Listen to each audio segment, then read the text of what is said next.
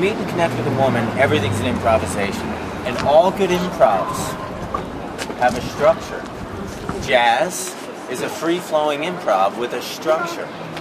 Acting, whenever you see two actors improving, it has rules, it has a structure, and within the rules, amazing things happen. A musician connects with the other musician and the audience. And they jam. And they jam. Man. All of a sudden, two musicians go, yo, man, let's jam. Right, John? Yeah.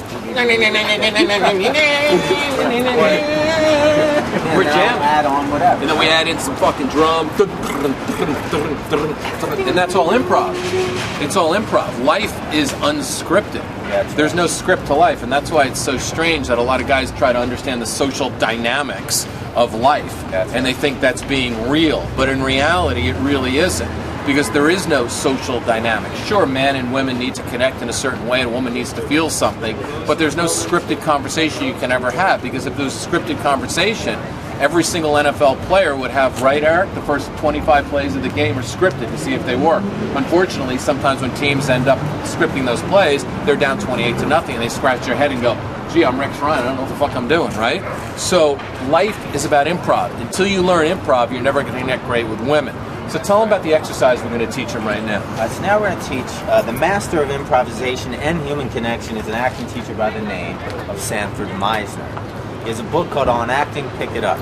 But at the core of his school's teachings is this one exercise that if you went to a school, you do it for 6 months every day to teach you how to listen to another person and to be authentic. We're going to do that right now for you. Right? Ready. Here's the rules. And there's different variations, so I'll explain them to you too so that we can play on the same game. Okay. All right?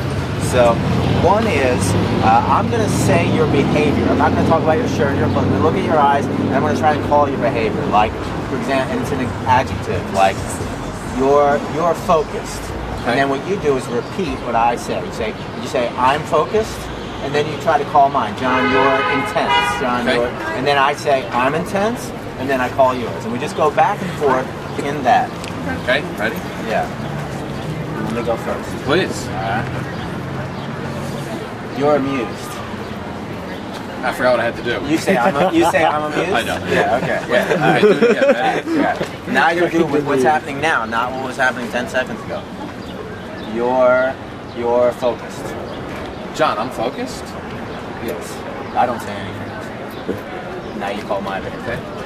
John, you're quirky. I'm quirky? Yes. You're amused. John, the light is shining off your head.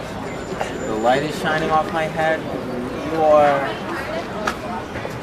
anticipating. I'm anticipating? John, this is a weird exercise. This is a weird exercise. You're focused. I'm focused? John, you're inquisitive. I'm inquisitive.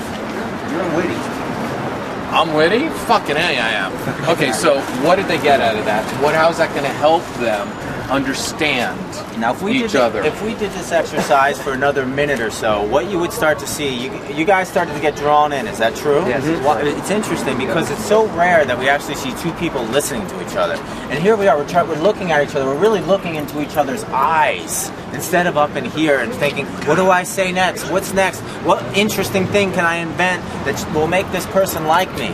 Instead, I'm just looking into his eyes and I'm seeing what's going on with him and I'm calling it out. If you've ever seen like a great movie where all of a sudden the movie gets amazing and everyone talks about the scene forever, it's usually because it broke out into an improv. Robin Williams. Was the king. Mork and Mindy. Yeah. He would snort 4 lines of cocaine and then go out and do Mork and Mindy. And if you look at if you read anything about Pam Dauber, who was Mindy on that show, they used to say they had no idea what was coming out of his mouth next. They just had to roll with it.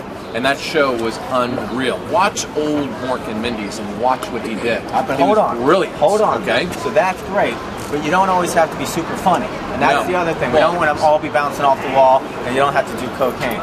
You don't have to. If you want, that's your business. You don't have to sit and go nanu.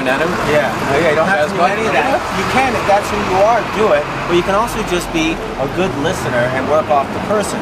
And do you remember, like a movie like Robert De Niro saying, "You talking to me?" in the mirror? He's doing that game with himself, and he's like, "Yeah, you talking to me?" That's him.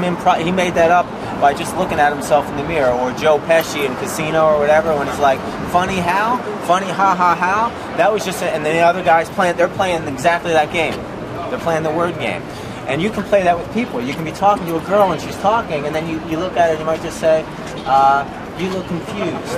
Or if you see a girl like looking at 2 different yogurts in the supermarket and she's going back life and death, you're like, you're focused. You're focused. You have no idea what yogurt you want. Let me help you. Yeah, I happen to be a yogurt expert. Well, I know that you are.